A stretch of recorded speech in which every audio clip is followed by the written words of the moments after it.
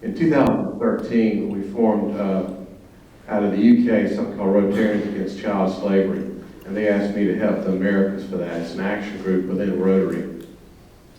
And so I'm heading up the Americas for that, but what we do is we not only do advocacy, but we do work all around the world. We've got over 60 countries signed up on this website, and I'll tell you a little bit more as we go along about some of the amazing things that have happened to us over the last year or so. I'll tell you about my story. That's Melissa there.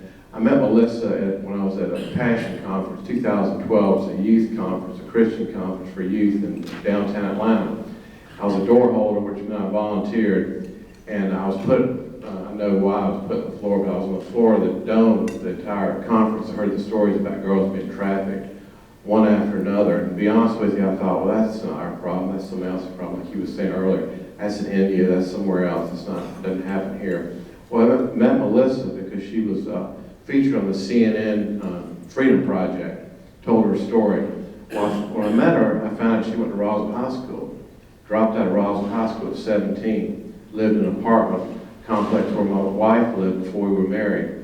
Guy knocked on her door, said, can I use your phone? She said, sure. He said, I've got a model agency. She didn't have a job, and after a few months, she accepted the job. He trafficked her and a roommate downtown Atlanta for 2 years, night after night being raped. Well, she was rescued by a group called Wellspring Living, which actually was the first girl to go through their program.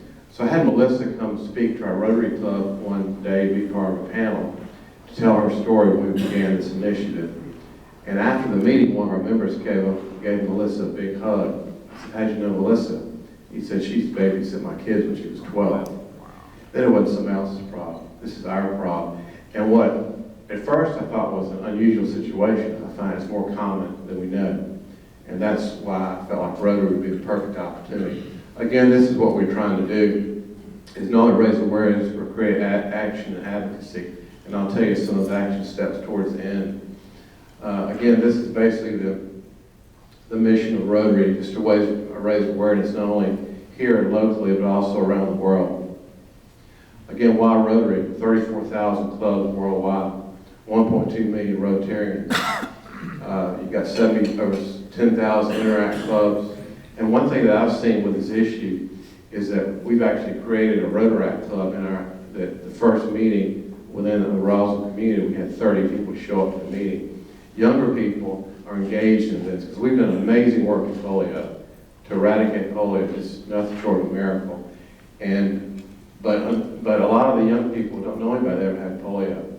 They know people, and they're involved in church groups, and they're involved in other areas where this issue is a big thing. Matter of fact, I'm speaking to Point University next Wednesday to their entire school because they want to engage in this issue. And I met them at the Passion Conference this year when I was there. And so we're seeing young people really want to engage in this issue. Again, this is basically the definition of human trafficking. It's interesting as I speak all over the country and really all over the world, but in Florida they deal a lot with labor trafficking. But here in Georgia we're seeing more of the sex trafficking, unfortunately, with children. Again, some of the things that we want to do is raise awareness, advocacy, create laws, prevention, rescue, and restoration. And we're doing all of that. And what I love about Rotary is that we've got the law enforcement, educators, business leaders, all in our club. And one of the groups we work with is the International Justice Mission. As a matter of fact, their founder, Gary Haugen, is going to be the keynote speaker in the open session in Seoul. One thing he wants us to do is they train law enforcement all over the world. They're in 22 countries, and we're in 132. And so he wants us to get our different Rotary clubs around the world to start training law enforcement. And I'll tell you a little bit about the Not Buying It campaign here in Georgia here in a minute. Again, this is the definition of what human trafficking is. Sex trafficking is exchange to receive drugs, money, shelter, other collateral exchange for sexual activity. Obviously, anybody under the age of 18 is a juvenile. These are just some stats. 1.6 million kids run away. According to the National Center for Missing and Exploited Children, 1 out of 4 of those kids are trafficked. And unfortunately, it's not just poor kids, it's every kid is run away. And so it's really important that we keep an eye on that. Of course, 100 to 300,000 of those kids are trafficked every year in the United States. 1 out of 3 teens are approached within 2 to 3 days, according to the Polaris Project. And one stat that kind of blew me away was the 1 out of 4 girls are sexually abused by the time they're 18, which is a gateway into this. You know, a lot of these kids are looking for love. These are some stats. The Georgia Cares is the organization that deals with all juveniles. Any call that comes in regarding a juvenile goes to Georgia Cares and they decide where they should go for treatment. These are just some of the referrals since 2009. As you can see, this actually is up to about 1,300 now. And it's up to 89 counties they've got calls from. A lot of people, when I speak, particularly in Georgia, doesn't happen in my community. They've got reports from 89 counties. And those are just the reports. Those aren't the actual, there's a lot more victims than that. The average age is 14.9. That's after they've got them out. That's when they've been rescued, which means they could have been in this for 2 years. According to the National Center for Missing and Exploited Children, the average age of these girls are 12 to 14. That's the average age. The other thing that's interesting is the CNN Project just did the Freedom Project just did a documentary in Atlanta. And the guy that, Leif Corlin, who's the head of the Freedom Project, is a friend of mine. He was telling me that he's done over 400 stories worldwide. India has been all in all sorts of countries. And he said the violence he saw in Atlanta was worse than any place he'd been. And I actually met 3 of the girls that were featured in his documentary that had been rescued. Again, who are these kids? 96% are runaways, 75% are used under the control of a pimp. A lot of them use substance abuse. Obviously, they've been involved in DFACs, been placed in foster care. We talked to a lot of you earlier about the kind of the dysfunction sometimes within our government and the foster care system. And so these kids are vulnerable. It's interesting, we're having in the springtime, we're going to have a summit in North Fulton County. And what we realize is we're dealing with at-risk kids. And so the summit's going to deal with human trafficking. It's going to deal with heroin addiction, which is a huge problem. It's going to deal with mental health and suicide. We had over 15 suicides last year in our high schools in North Fulton County. And so we've got some real serious issues with our kids. But what's great about Rotary is we have the resources within our clubs. No matter how big the club is or how small, we can make it happen. So we're going to be putting it on with 5 other Rotary clubs in North Fulton to address some of these concerns. Because, you know, just like me, just like many of you all, we don't think it happens in our community. And so I think that making awareness, and then from that, we create action. Again, these are some of the warning signs. Much older boyfriend, and we're talking a lot older, like, 25-year-old boyfriend with a 14, 15-year-old girl. They also show up with more expensive clothes, looking for love, walk to school alone. Of course, we all used to do that, but now not as many of us, our kids do that as they used to. Computer, smartphone. Well, what kid doesn't have a smartphone these days? And what's interesting is talking with the GBI, we deal with them quite a bit. A lot of these kids are offered money to send them pictures. They can just send us just a picture and get a little money, and they convince these girls to go meet, unfortunately. And I talk a lot about girls and boys involved in this too. There just hasn't been as much research. Again, who it could be a rich, poor kid. It could be a great student, you know, unsupervised, hanging out at the mall. And unfortunately, those are things we have to look out for. And the other thing that we have to look out for is some of the internet sites now. We started a program in Roswell called Digital Citizen. It was created by the National Center for Missing and Exploited Children. And we get the police department, community relations actually goes into our elementary schools and middle schools and teach the parents and kids about internet safety and things to look for. And it's been extremely successful. And what's great, we usually do it at night, and we'll have the parents and the kids there to talk about these issues. Because to be honest with you, I thought I knew about computers until I went to one of their seminars. There's so many new websites out there that I have no idea. And you know, like my girl, I've got an 18-year-old and 21-year-old, and Facebook's old news to them. They don't, you know, half the stuff. And the only reason I joined Facebook is because they wanted to get on it. Again, these are some stats too. 12 to 14 is the average age. 7 years is the life expectancy. It could be drug overdose, could be murder, could be suicide. Again, they take away their identification. They threaten to hurt their family. You know, the one question I get quite a bit is, why don't they just leave? but they're threatened, and they threaten their family. And so they really don't see any hope, any way out.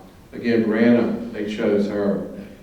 I'm going to leave you with a DVD when I leave that actually has an entire video that tells her story and how they actually lured her into the industry. There's not enough time, but just real quick, we'll go over this. The Shapiro Group was a study that was done a few years ago, and it was done through Craigslist instead of a fake call center. And you can see the men would call up, and they gave them 3 opportunities to turn down the girl that would say she may not be 18, and finally they say she's only 13. As you can see, 47% of the men were undeterred and still want to buy that child. This is a graph. The top line is the total number of calls. The second is the internet, and that was done a few years ago. And so as you can imagine now, there's websites that you can go on and order a girl just like you ordered a pizza.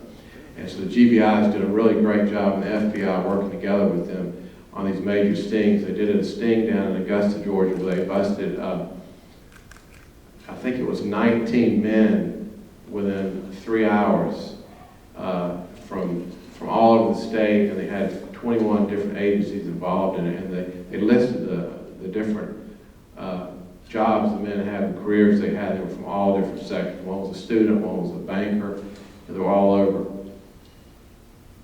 Again, this is from my area, but when you think of men buying these children, you think of flying in the airport, which you can see 42% of the men were the Northern Arc, which is where I lived. Roswell, Alpharetta, Milton, Johns Creek is where the men were coming from.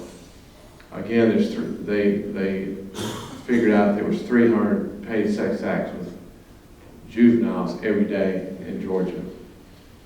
Again, it's big business. It's $9.8 billion in the United States, and just in Atlanta, the adult industry is $290 million. Again, these are the profits back in 2010 of these big corporations. You see what kind of money we're talking about. And we did a World Summit with our President Ravi and President Cartas. Robert Hall is our zone director, and we created a 10-year plan with that, which was a pretty amazing summit. We had 14 countries and 32 states there, and really brought the profile of this to Ravi. And from that, he asked me to speak at the UN. I did a panel with the State Department, International Justice Mission, the Human Rights Director for the Carter Center. We had about 1,500 Rotarians from around the world there.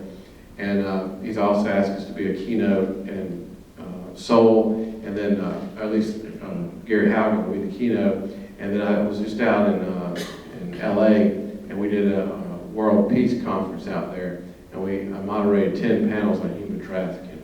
So it's a big deal. We've got some amazing groups out there that's going to actually, one thing is, it's like, now that you know, what are you going to do about it?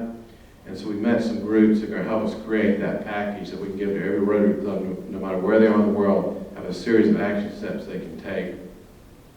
But I'll tell you one thing, that's just Pickens County. That's how many registered sex offenders there were last year in Pickens County. And this is on the GBI website. It's gone up a little bit. That map's a little bit old, but you can see that it's all around us. And one thing I will tell you, that in the fall, in November, there's going to be a constitutional amendment on the ballot, and it's regarding the safe harbor law that was just passed. And what it did, it assesses a 1% fee to strip clubs, and that money goes to victim services, because unfortunately there's not enough money to go around. And but it's going to have to be on a constitutional amendment, and it's also going to increase the penalties for the buyers of these children. So I would encourage you, as that moves forward, to make sure you vote for it. It's not, some complain that it may be a tax. It's not a tax. It's a fee based on certain formulas they're going to be using with the different strip clubs and adult entertainment sites. But it's a real opportunity for us to really not only raise money to help from the victim services, which we don't have enough safe homes. We talked about that earlier. There's not enough safe homes for these kids. But also it's going to give us an opportunity to educate 10 million people on what human trafficking and sex trafficking is. So I'm on the ballot initiative committee down at the state capitol through the governor's statewide task force, and we're working with about 23 nonprofits, and United Way is actually heading that up, and we're just part of it. And so we're going to put together a whole media plan to really educate the public on that. But I appreciate your time, and I'd love to talk to you further about this, and I